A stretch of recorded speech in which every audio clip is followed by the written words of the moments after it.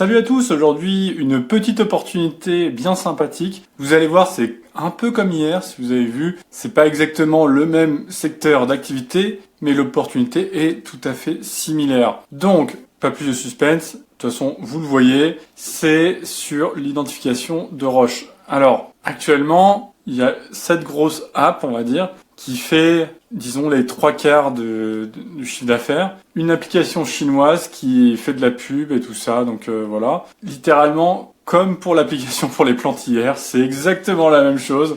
Je me demande si c'est pas une mafia chinoise ou quelque chose comme ça. Mais en tout cas, c'est le même genre d'application, avec le même genre de qualité, les mêmes paiements. Alors les paiements, c'est 30 € aussi, c'est aussi un débit automatique, c'est aussi un truc. Enfin bon, les gens en sont globalement contents, mais c'est pas, voilà, on n'en sait rien parce que les commentaires, encore une fois, sont plutôt mauvais sur l'application, sur l'App Store, mais ils ont une note moyenne de 4,4, donc c'est quand même pas mal. Donc je pense que là, il y a dû avoir des petits paiements qui ont dû être faits pour quelques petits bots qui ont dû qui ont dû faire ça, parce que ça a pas l'air d'être terrible, ça a pas l'air de très bien marcher tout le temps. Donc après oui, là il y en a forcément, je pense que ce sont des vrais commentaires, il y a forcément des gens qui sont quand même contents un minimum, sinon l'application quand même ne marcherait pas du tout. Mais en soi, elle est pas extraordinaire.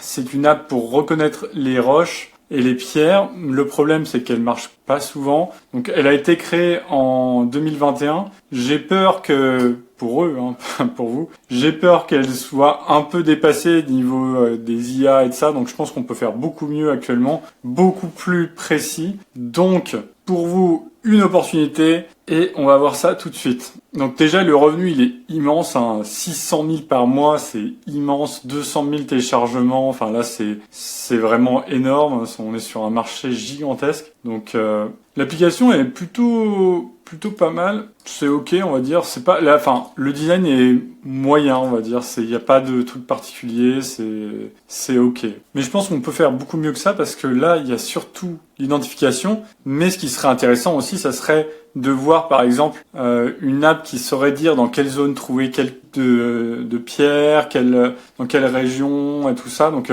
si vous arrivez à faire ça, bon, ça demande des données quand même importantes. Je pense que surtout le plus gros marché, c'est aux États-Unis, au UK et au Canada. Vous prenez les États-Unis et le Canada, ça fait 3 fois l'Europe, quoi. Donc c'est immense comme zone. Donc ça peut demander pas mal de travail, mais à voir s'il n'y a pas déjà des cartes géologiques qui ont été faites et tout ça. Donc vous pourriez réutiliser des trucs fiables et tout ça. Donc là-dessus, c'est sûr, il y a du travail. Mais ça peut être intéressant, honnêtement. Personnellement, j'ai toujours adoré les pierres précieuses. Hein, quand j'ai choisi de faire mes études, au début, j'ai fait de la comptabilité, mais je voulais faire de la gémologie, donc l'étude des pierres précieuses et semi-précieuses. Mais j'adorais ça, donc malheureusement, j'étais trop pauvre à l'époque pour me payer l'école privée qui faisait ça, et j'avais pas du tout envie de me retrouver avec un prêt à 20 ans sur la tête, donc j'ai laissé tomber. J'ai totalement laissé tomber. Voilà, mais c'est clairement un truc que je trouve super intéressant. Ah,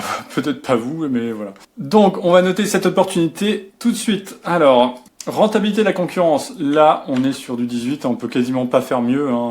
600 000 par mois, bon, il y a peut-être une vingtaine d'apps qui font mieux, surtout dans ces secteurs-là. Demande du marché, là, on est sur du 16, il y a une grosse demande. Quand même, 200 000 téléchargements par mois, ça veut dire qu'il y a une grosse demande, c'est sûr. Saturation du marché, là, on va mettre 14 parce que le marché est clairement pas saturé. Il y a que cette app-là et une petite app de merde qui fait ça, donc c'est vraiment pas du tout saturé. En plus, si vous apportez des améliorations, c'est vraiment une façon de vous différencier. Monétisation potentielle, là, on va mettre 17, peut-être 16 quand même. 16 parce que je pense que eux, ils font l'erreur de tout faire en payant, mais ça serait bien d'avoir quand même une partie gratuite pour attirer un peu, on va dire, les gens. Et sur le long terme, c'est mieux. Ou en tout cas, au début, histoire d'avoir un petit peu une bonne base utilisateur pour ensuite peut-être faire payer les nouveaux entrants plus tard, un peu comme eux font, quoi. Ils font payer tout le monde, eux. Donc, mais voilà, après, c'est à vous de voir quel modèle économique vous voulez, quel type d'application vous voulez créer, quoi. Opportunité d'amélioration, là, je vais mettre 16. Clairement, pour moi, il y a que de l'identification de roches. C'est très bien, mais les gens qui sont passionnés, je pense que oui, de savoir dans quel endroit on peut trouver quel type de roche et tout ça, ça pourrait vraiment être une amélioration, mais top quoi, vraiment. Ensuite, bon, là ils mettent déjà des petits trucs sur la composition et tout ça. Bon, ça, bien sûr, ça peut être fait, hein, mais je sais pas si ça apporte vraiment une grande valeur ajoutée actuellement. Le truc qui pourrait être très bien aussi, ça pourrait être de faire par exemple une estimation. Vous mettez le poids de la pierre, le type de la pierre, et vous mettez peut-être qualité, tout ça de la pierre, et vous avez une estimation à peu près du type de pierre, voilà, qui ont été vendues pour à quel prix et de ça. Ça, les Américains, ils vont adorer, ils adorent les trucs comme ça.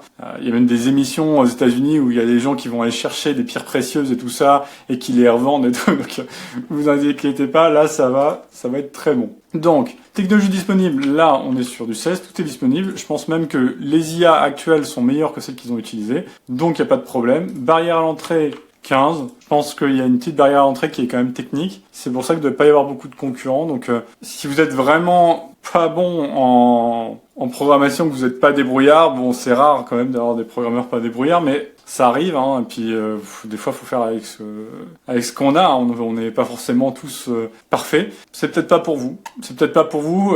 Peut-être qu'il faut peut-être une application un peu plus simple à coder, parce que ça peut être assez compliqué. Honnêtement, j'en ai aucune idée, hein. Je n'ai jamais fait ce genre de choses avec des IA et tout ça. Donc, je peux pas vous dire si c'est dur. Pour moi, c'est faisable. C'est clairement un truc que je pourrais lancer de mon côté et essayer. Après, peut y avoir un développement un peu plus long à cause de certains problèmes techniques, quoi. Peut-être que ça vous arriverait, mais que ce sera pas précis et tout ça, donc à voir. Ensuite, le coût de développement. Là, je pense qu'on est sur du 15. Ça coûte pas très cher en soi, je pense, à développer. Parce que, à part peut-être payer des cartes géologiques, peut-être c'est payant, je sais pas. Les IA, bon, ça dépend comment vous gérez ça, mais si vous gérez ça avec une API et ça en externe, on va dire, sur le moment, ça vous coûtera pas trop cher, c'est sur le long terme que ça vous coûtera cher. Donc, voilà, ce qui va vous coûter, c'est du temps, en fait, du temps et de la patience. Peut-être quelques graphistes, hein, pour vous aider à faire un petit design ou faire, par exemple, les screenshots. Là, ça c'est vraiment sympa, hein, ce qu'ils ont fait. C'est super beau. Mais on voit que les screenshots sont beaux, mais par contre, l'application est pas terrible, quoi. Surtout comme ça, quoi, de pierre et tout ça. Donc, pas très beau, c'est pas exceptionnel. On peut faire mieux, clairement. Donc, voilà. Donc, facilité d'acquisition d'utilisateurs. Là, je pense que je vais mettre 16. Surtout qu'avec ce genre d'app, il y a vraiment moyen de faire des shorts qui partent vraiment sur plusieurs centaines de milliers de vues, hein. Clairement, vous montrez en train de chercher dans la nature des pierres, hop, et l'app reconnaît, machin, un petit lien en bio et tout. Enfin, je dis ça, hein, bien sûr, faut faire un peu mieux que ça, mais voilà, quoi. Il y a vraiment des moyens. Rétention des utilisateurs, là, on va mettre 16 aussi. Honnêtement, quelqu'un qui veut utiliser cette app-là, il peut l'utiliser sur 10 ans, il n'y a pas de problème. Si elle est bonne, si tout marche bien, si c'est pas cher, s'il n'y a pas trop de problèmes. Bon, voilà, s'il l'utilise de temps en temps, si c'est vraiment passionné, il sera prêt à payer, je pense. Mais si c'est pas un passionné, il peut l'utiliser de temps en temps, comme ça, histoire de quand il se balade le week-end, il voit une petite pierre un peu particulière, il veut voir ce que c'est, hop, voilà, quoi. Différenciation innovation, là on est sur du 14, je pense que c'est un peu le point faible. Comme j'ai dit, ouais, alors la carte serait exceptionnelle, mais l'innovation va pas être terrible, hein, juste meilleure qualité et de la promotion sur les réseaux sociaux, ça suffira largement, je pense, pour prendre quand même quelques parts de marché. Si vous voulez être vraiment beaucoup plus ambitieux, vous pouvez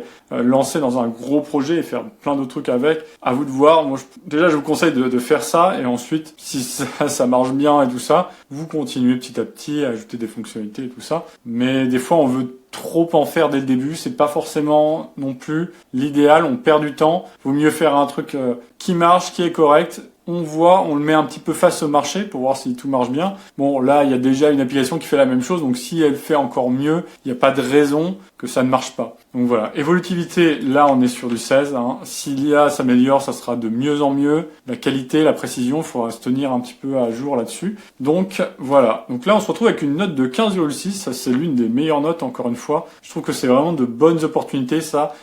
On a l'impression que c'est une mafia chinoise qui a pris ces niches là et qui empêche totalement les concurrents de s'y installer. Alors faut faire attention parce que si ça se trouve c'est vraiment ça. Il y a vraiment un monopole comme ça, pas légitime on va dire. Ça peut faire un peu peur hein, parce que là franchement je me dis, et ça me paraît un peu bizarre, c'est la deuxième niche avec une app chinoise comme ça au top. Et je me dis c'est un peu bizarre. Faudrait que je me renseigne un peu là-dessus. Ça peut être difficile à avoir parce qu'il faudrait retrouver de personnes qui ont essayé de les concurrencer et les contacter, mais ça me paraît bizarre quand même. Ou sinon juste les gens n'osent pas, peut-être, je sais pas. Parce que franchement, même en frontal sur cette niche-là, quelqu'un peut vraiment gratter plusieurs milliers d'euros par mois tranquillement, sans aucun problème. Hein. Je vois pas où ça poserait de problème là. Donc non, là. A priori, pas de souci. Donc voilà. Donc c'est tout pour l'opportunité d'aujourd'hui. Donc c'est une petite vidéo aujourd'hui, hein, parce que la niche d'hier était très similaire. Hein. Donc si vous voulez voir la vidéo d'hier qui est vraiment similaire, mais où je vais un petit peu plus dans le détail sur certains trucs, et je vous la mets juste ici. Et sinon, on se dit à demain. Salut.